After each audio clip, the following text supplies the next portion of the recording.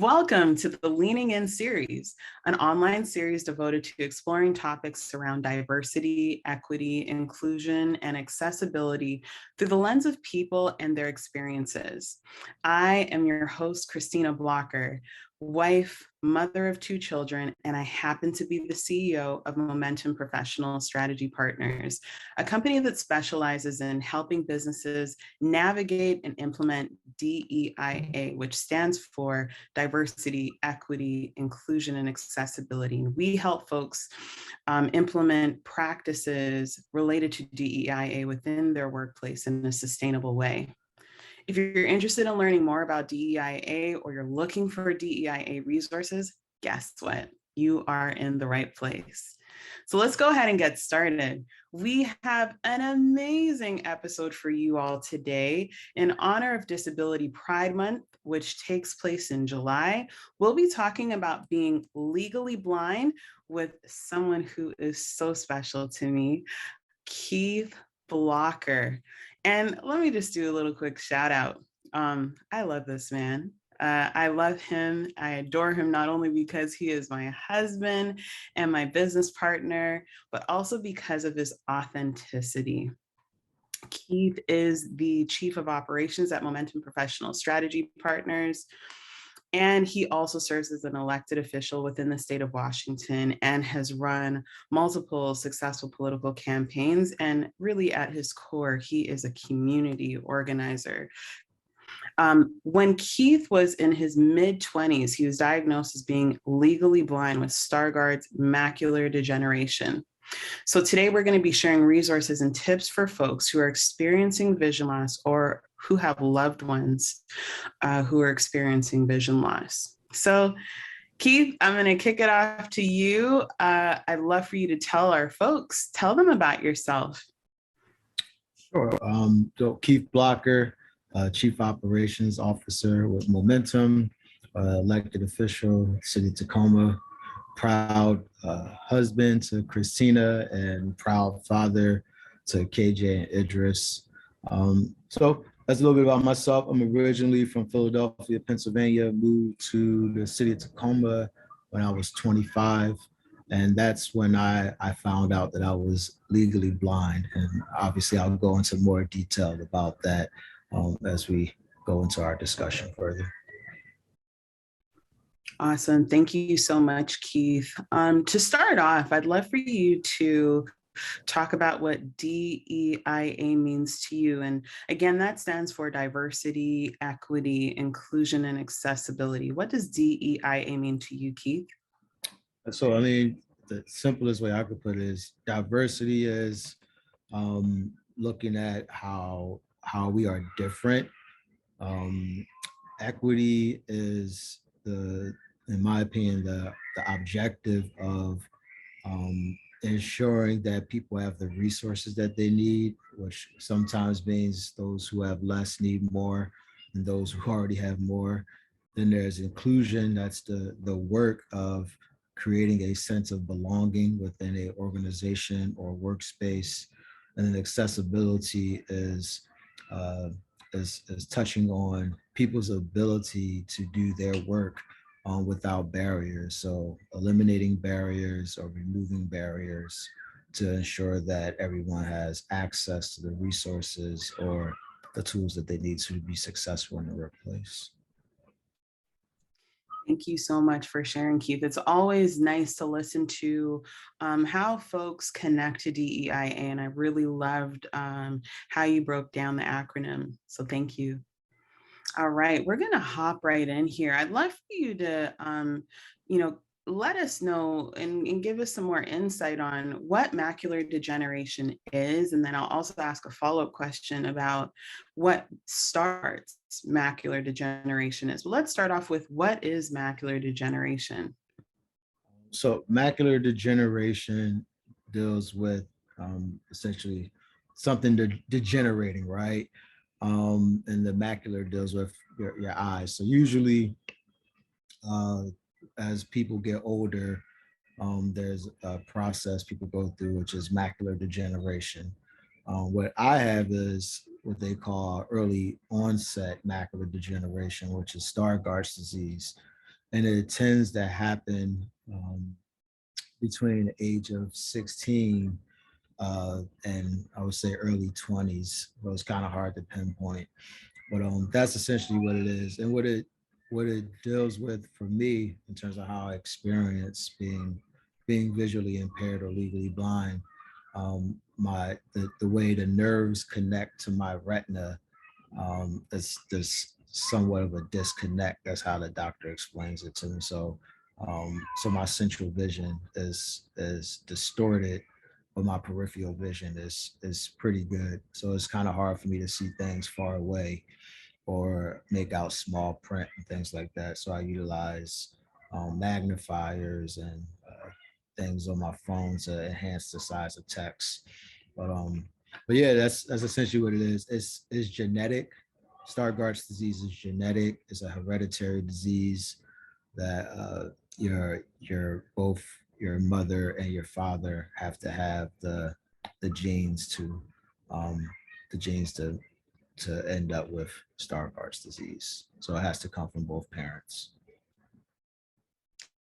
Thank you so much, Keith. To take it a little one step further, if you will, I'd love to get a sense of if you were looking at something like something right in front of you, possibly a few feet away, what does that look like, so that our audience has an intimate sense or relatable sense of what your what you would see if, say, someone saw you from, on the street. What do you experience? Um, yeah, so I could still see colors. I could still see um, people coming close to me. But what I can't make out is faces and images from long distances. So my vision is 2200. 2020, I believe, is like your ability to see certain things from 20 feet. So whatever you could see at 20 feet, I might need to be like 2 feet, right? So like whatever, if I'm looking at something from 20 feet away, it might as well be 200 feet away. Like that's essentially how I could break it down. So I need like 10x times on text. 12 point font doesn't work. I prefer 72 font. I mean, I could use 48 or 24, but for ease, 64, 72, bigger is better. It might be helpful to walk us through, how did you know that you were experiencing vision loss? Yeah, yeah. Um, Man, so I mean I think about that all off pretty often. I at some point I had 20/20 vision. Then I recall when I was 19, um, I think that's when it, probably even before 19 is when it started. But I didn't know, I just I thought everything was normal. So at 19, I got my driver's license and I had 20/30 vision. So I was just at the line where they said if it was any worse that I would have to wear glasses all the time. So that happened at 19. I would say about time I was like 22, like it whatever happened from 19 to 22, I can't even explain it. I just recall like not being able to read the newspaper anymore, or not being able to see street signs from a certain distance. But it kind of happened. I don't know, it was gradual or fast, but it just happened.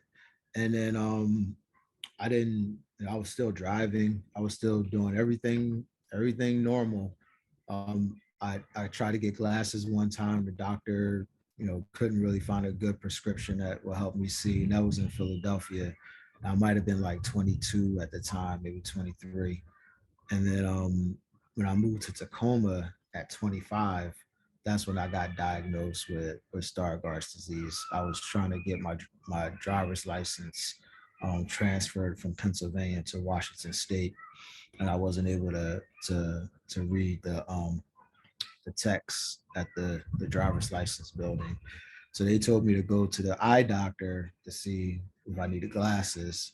I went to one eye doctor. Doctor said he didn't know what was wrong, sent me to a specialist. That specialist then told me I was legally blind and said, you should go see another specialist. So he referred me to a Seattle doctor. And that Seattle doctor confirmed what the Tacoma doctor had said. And he referred me to the Washington State Services for the Blind. And that's when I met a lady named Linda Wilder, who was running that department at the time. And they had essentially, said I could sign up for their services, but I had to get their doctor to assess me. So now I'm on the fourth doctor and the third doctor to clarify that I was legally blind. And then from there, the Washington State Services for the Blind supported me. And I decided I wanted to go back to school. And I enrolled in the Tacoma Community College. And it was funny at the time, I didn't even know how to type. Like I was 25, I'd never typed before.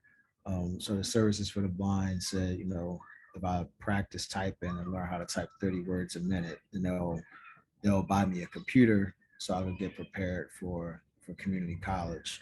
So that's what I did. I would go there every day, practice typing, and learned how to type. Enrolled in a community college. The Washington State Services for the Blind paid for a good portion of that. Got grants, scholarships for being legally blind. Then I transferred to the University of Puget Sound, and that's where I got my bachelor's degree. Okay. I'd like to ask one more question, especially as you talk about your journey and going through a series of doctors. What was that like? What were you thinking at that time as you went from doctor to really, nailing, what exactly am I experiencing? Yeah, I mean, that was a heavy experience. I mean, I was like in a new city, talking about maybe 3 weeks into a new city and find out that I'm legally blind. I mean, nothing changed. My vision didn't change. It was just that the realization that it was nothing that could be done to fix it or correct it. And to have like 3 doctors, confirm that, this is it. It's not going to get any better. They did confirm it won't get any worse. So I guess that was kind of the plus side, because like my vision is literally the same it was 20 years ago. Right. So like I've been living with this, upwards of 20 years and just navigating through it. But yeah, that the realization was pretty heavy at the time. But it was, I tell people I lost my eyesight and gained some insight.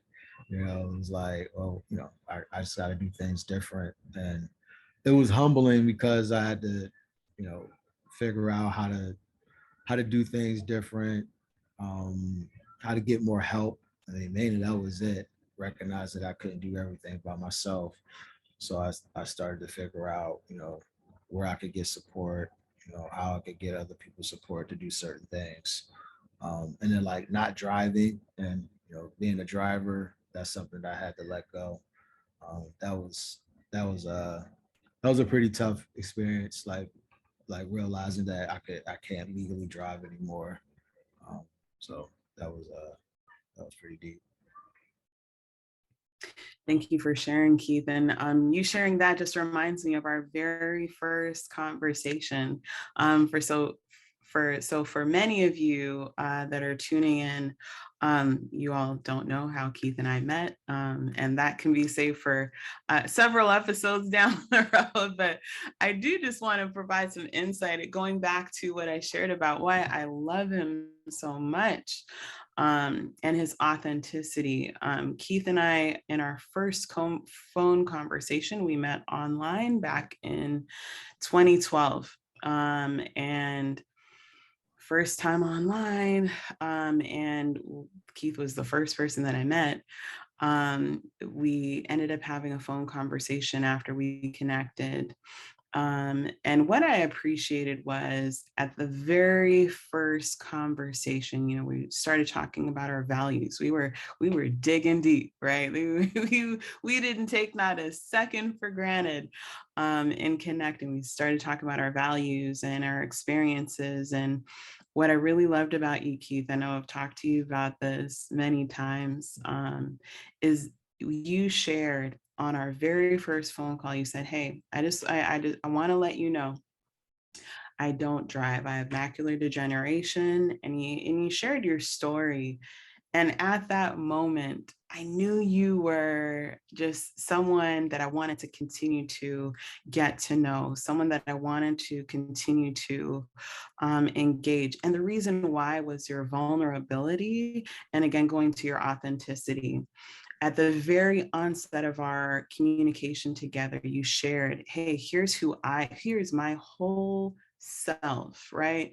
Not a presentation. You didn't give me a presentation. You didn't, you told me and you showed me through our conversation about values and through you being, so authentic and vulnerable about you, right? That really blew my mind. I hadn't seen that before in connecting with folks. I mean, and when I say I haven't seen that before, not just in relationships with partners, but oftentimes with friends don't, as you're getting to know friends, you start to get to know different layers. And I appreciated that you showed up 100% authentically, which I think enhanced our relationship at the very onset. I remember in that very first conversation that provided in so many ways safety in showing up fully for you as well on the other end of the call. So I admire you so much. I love you so much. And I just wanted to call out just how powerful it was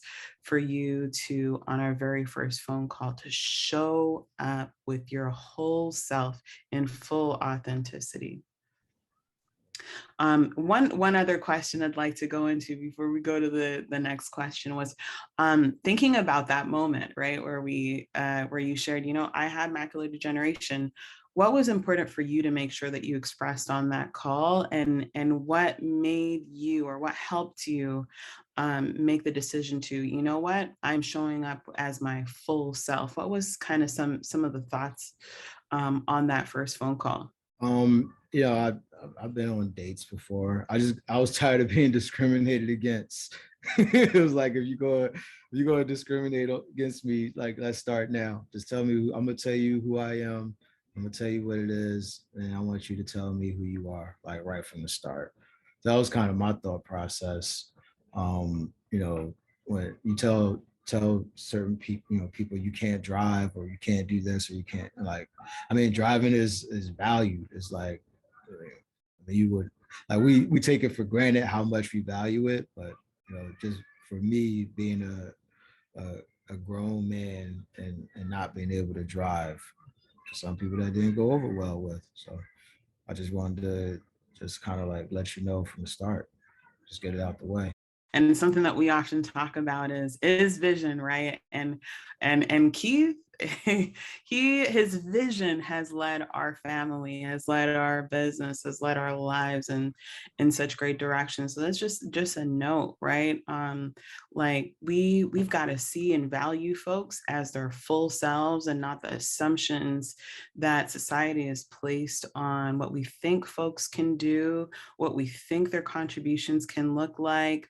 There is so much you're missing when you view folks from a narrow lens of who you think they are. So just wanted to call that out, because that to me is so critical. As far as like I can't drive a car, but I could buy you your dream car. But that didn't work for everybody. It worked for you. And just note, that is not the reason why we stayed together. What's more important? Please note, folks. That's not why she married me. That's not why she. think you highlighted some of the resources that you utilized as you were going through your journey through vision loss. I'd love for you to really call out some of those maybe state or federal resources for folks that might be watching this that one might not realize they're experiencing vision loss, right? I think about your story and I think about the contributing factor to finding out was moving, right? Having to get a driver's license where you had to get your eyes tested again. But how many folks don't end up moving, right? And just renew. And there's no strong reason for folks to sense, maybe, I'm experiencing some vision loss. I'd love for you to share some of the resources that you utilized as you were experiencing vision loss, maybe even some of the questions you asked, and just what is out there to folks that are experiencing vision loss or blindness. I mean, it's a lot of resources out there. I mean, I'm trying to be mindful. Like, I don't want to over exaggerate how much resource, but oftentimes there's resources for people with disabilities or vision, any kind of disability. And a lot of people aren't in position to take advantage of it. I was fortunate, you know, I lost parts of my vision, but I was still able to do a lot of other things. And when I was able to connect with the Washington State Services for the Blind, they offered opportunities like to help you start a business or go to school, visual aids and technology. But it's also if you have any kind of disability. So it's the DVR Department for rehabilitation. So the Washington State Services for the Blind is its own division of that. It's essentially the same thing, just people with blindness has usually are more discriminated against, believe it or not. It's like the most stigmatized disability of all disabilities. Like, it's just research that shows that we have losing our vision is one of the scariest things for most people. So with the Washington State Services for the Blind, they have resources. So I took advantage of the funds to go back to college. I applied for Association for the Blind scholarships, Washington State Services for the Blind. It's all the American Council for the Blind. There are resources. So I wrote scholarship letters, all those things, applied for the grant funding, you know, just took advantage of all the resources that were out there. I was fortunate to even be able to get Social Security, which everybody's not able to do. And like the difference between being like legally blind and visually impaired is just one eyeball, right? So like both eyes can't be corrected. And there are people with Stargardt's disease in one eye, because they could see out the other eye, they're technically not disabled. So I was fortunate, I guess you could call that fortunate, that I was able to get resources from the government, Social Security, the state, all kinds of funds to go back to school. And I had a high GPA, so I was able to get academic funds as well.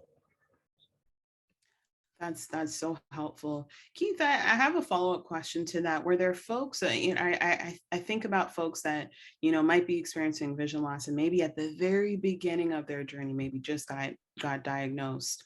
How did you find out about those resources? Were there folks that shared the insight? Was it, an ophthalmologist? Was it reaching out to the Washington State Services for the Blinds? And how did you know to tap into those resources? Yeah, it was the ophthalmologist. He referred me to it. Like, once he told me I was legally blind, I don't know. It was like an awkward moment. It was like, well, what's next? He was like, you could go to Washington State Services for the Blind to get rehabilitation support. And that's where I signed up to go back to school. But there, like I said, there's scholarships for everything. If you're deaf or um, race-based scholarships just for women. There's scholarships based on geography. There's all kinds of scholarships. I just did some research and looked up what was available. Thank you, Keith. And one other follow-up question. I know that in conversations that we've had, you shared about your experience in university and the Washington State Services for the Blind provided folks to help you take notes. And can you Oh talk a little yeah, bit through what that looked like as well? yeah, that was helpful. So like you know, the law says you got to provide additional support. So I was able to get note takers in my classrooms and things like that. Um, for exams, I was able to get a little bit of extra time, depending on what the exam was. Um, yeah, those things were helpful. I even, but like outside of the support for my disability, just having like the writing center and things like that, and the online tutors or the campus tutors, on campus tutors, to help with papers and touch base with your professor and things like that. So I was just able to like take advantage of all the resources. I was determined to be successful. And just before we prepare to wrap up, I'd love for you to share your insight or your what you might say would be tips for family members. It could be parents, it could be spouses, or girlfriends, partners, kids. How would you recommend loved ones that are experiencing vision loss can provide support? What would you share for folks? I don't know. Like if advocate for your family members. Like for me, stuff like getting paper handed to me in this 12 font, and like if when and people know that doesn't work for me. It is like we do this meeting every Thursday, and every Thursday, you just keep handing me the same piece of paper, that kind of thing. It gets tiring, and I get it. Like I'm not expecting the world to remember Keith's needs, but it gets tiring if I have to remind people over and over again. So it's helpful to have friends or relatives or colleagues say something. Um, it it puts me in a position where I feel like I'm being annoying because I'm asking for what I need, and that's the issue or the tension with um, you know being part of a marginalized group, right? When you say something that goes against the status quo, then there are times where you can be seen as the problem by pointing out the problem. So something as simple as the status quo is 12-point font, right? That's the status quo, but that doesn't work for me. And then the irony is it probably don't work for most people, but most people won't say anything. So we probably just all running around sticking with 12-point font where 16 might be better for everybody. But yeah, like that's the status quo thing. And if I say something all the time that I'm the annoying one by telling people that hey, the system doesn't work for everybody, you know. So it is that kind of thing. So to the extent where people could speak up and we could see that the status quo working in other areas, that it doesn't work for everybody. So it's just like, how can we be more mindful of that and support people with disabilities or support any individual or group that are dealing with being marginalized because the status quo doesn't work for them.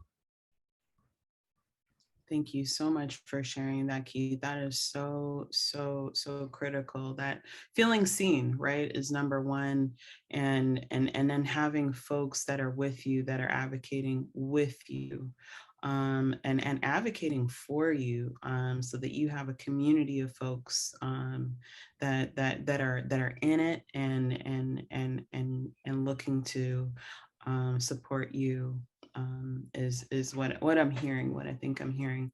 Folks, we'll also be providing some tips on our website. So if you'd like to sign up to receive some of those tips, feel free to visit www.momentumpsp.com.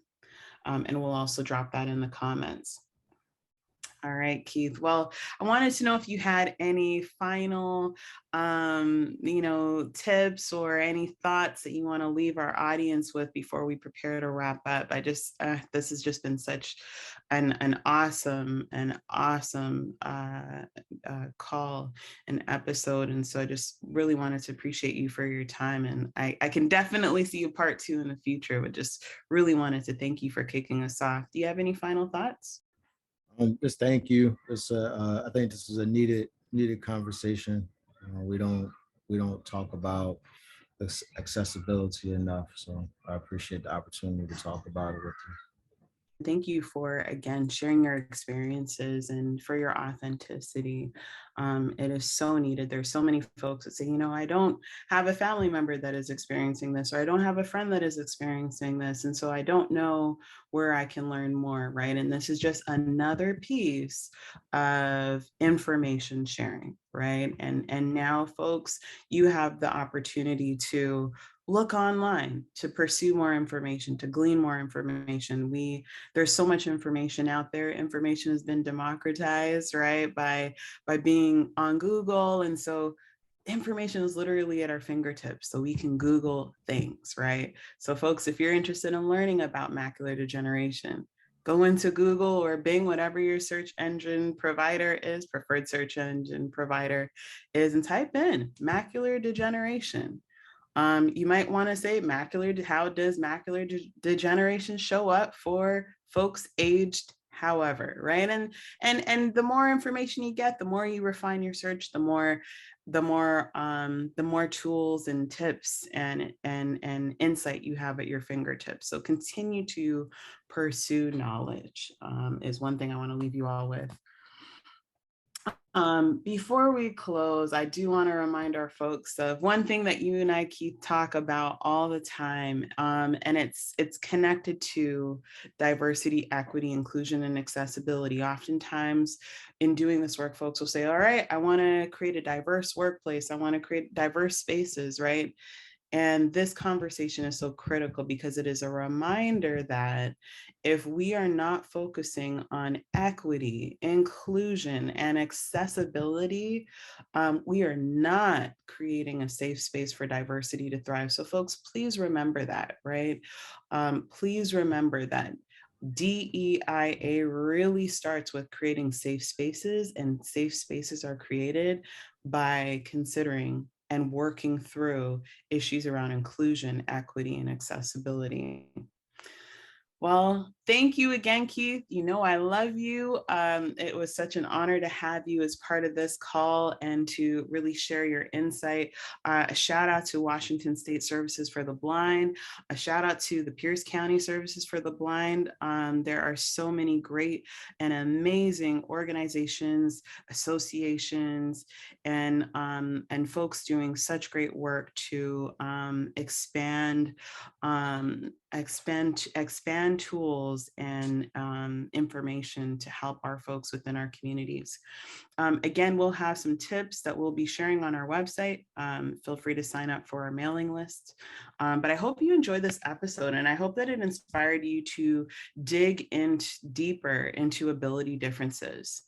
This is one thing that is really critical to DEIA work. And so I really encourage you to dig in, to let this be one of the points on your journey, but not the only point. Again, like our Facebook page, message us, and if you'd like to work with us, visit www.momentumpsp.com. You can fill out a contact form and book a call with our team, and we'll have a conversation to identify which one of our DEIA service offerings is the best fit for you. Well, thank you again, everyone, and have a great day. Bye-bye.